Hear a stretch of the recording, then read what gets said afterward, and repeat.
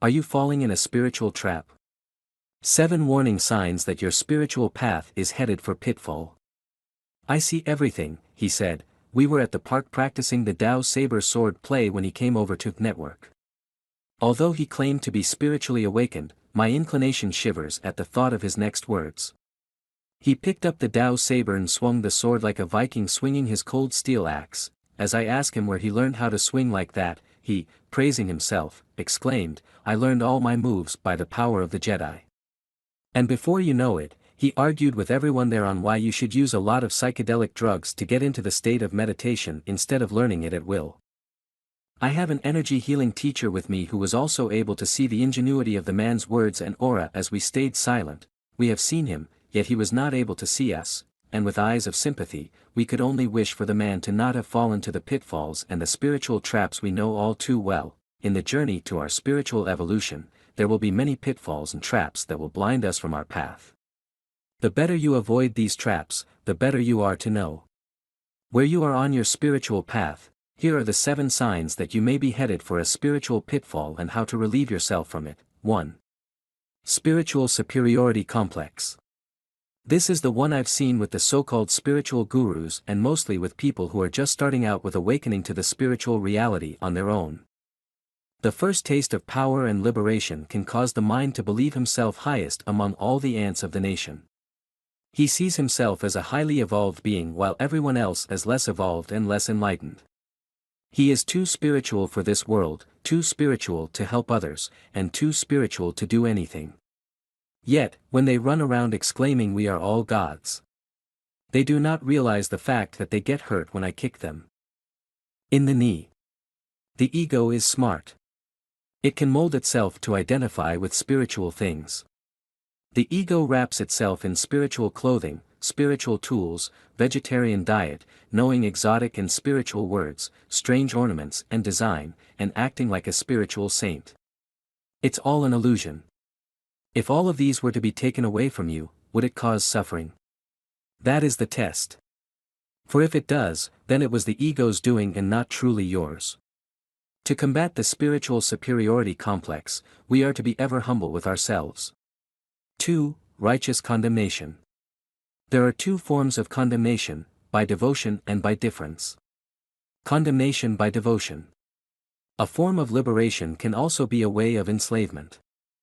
Devoting heavily to a certain religion, institution or spiritual tool can trap the seeker into dogma or hate against others' path. Some will curse you to hell if you don't believe in their prophet.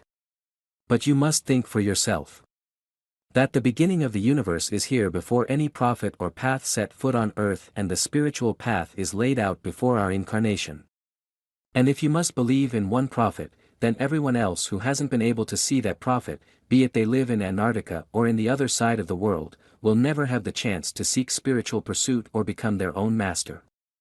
Not one institution can be higher than the institution of truth. This spiritual secret pride can manifest in forms of preaching spiritual things to anyone with an ear or condemning others when they see how others are not as spiritual or as devoted as they are. Devotion by itself is not the main ingredient for condemnation, it is blind devotion that fall into darkness.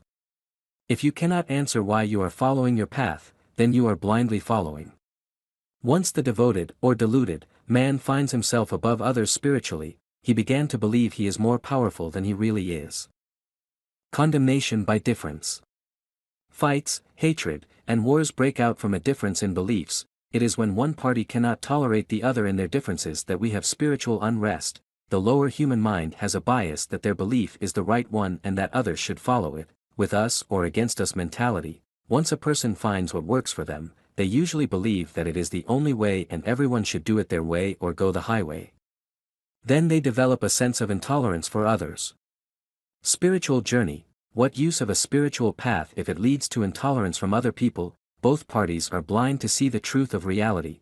The difference we see in front of us is only a piece of reality's perception.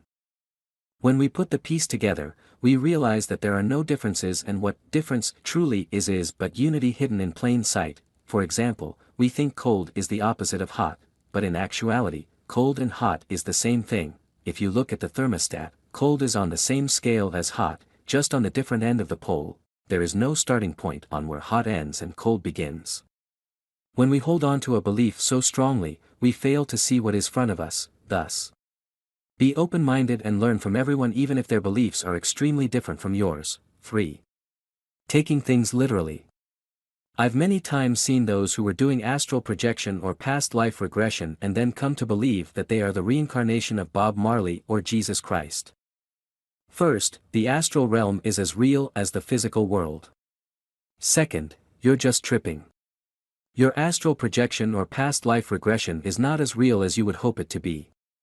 So calm down. Go eat a sandwich. You're not the reincarnation of Elvis Presley. You are just having a vision. These visions are like symbolic messages. But they are in no way literal.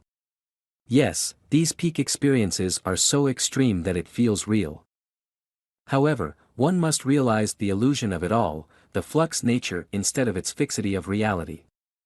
Seeing a vision of a god does not mean that it is truly there, you are just tripping on a natural psychedelic drug. The path to literal is the path to destruction and delusion, and there are countless good-intentioned spiritual people who fall for it and make everything literal. This is also the destruction caused by many religions, who has written their books and signed by dogma.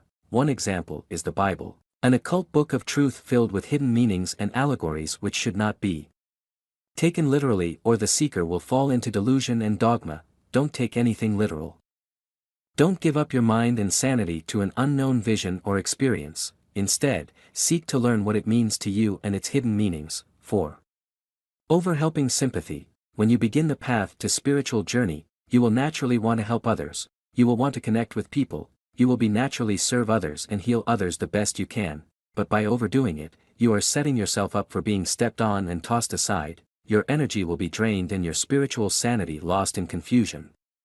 The first thing one must realize is that you are living in the physical world, where many people are more interested in taking than giving. Some souls cannot be helped at this point in time and it is not our path to force them our way.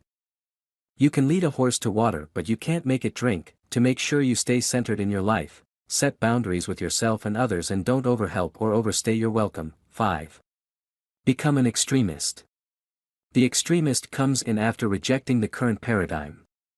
When we find a belief or a community we no longer identify, we turn 360 degrees to the opposite end of the polarity. But extremity will manifest in our life not of peace but in another form of restlessness. There is a moderation for everything. If we tip the scale of balance too far to the right or too far to the left, then the consequences will be severe. Going into extremes of spiritual concepts can be just as dangerous as going to the extreme spectrum of materialism. While the latter becomes gluttonous in food, sex and entertainment, the spiritual extremists can weaken themselves. Like the poor monks who starve themselves by fasting and having too much meditation, they could no longer have the energy to even walk. Delusions of grandeur usually manifest in this form, where the spiritual man hopes to attain psychic powers and astral travels to satisfy his need for a new experience. The need for escape is so powerful that one can create their own fantasy. This can also lead them to darker roads, which the seeker is stuck in an ongoing search in the external world or finds solace in dark alliances. 6. The false gurus. The wrong advice comes from false gurus and people who have not experienced it themselves. Spirituality is bombarded with many false gurus who wish to be praised by their followers. You must guard yourself when encountering anyone with a highly regarded title next to their names, master, pagan deities, archangel, or any yogi names that have a spiritual ring on it.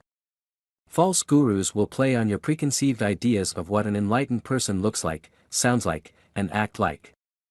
I have recently seen a man teaching how to achieve enlightenment in a weekend retreat for $1,500. If it takes the Buddha more than 6 years for enlightenment, what makes a modern man achieve it in a weekend? Yet, the poor followers believe that he is enlightened just because he said so, acted like so, and that it is fast and easy spirituality. All in all, you will know a spiritual teacher by their fruits. Their actions will be all you need to know who he is. If your intuition strikes funny, then trust it.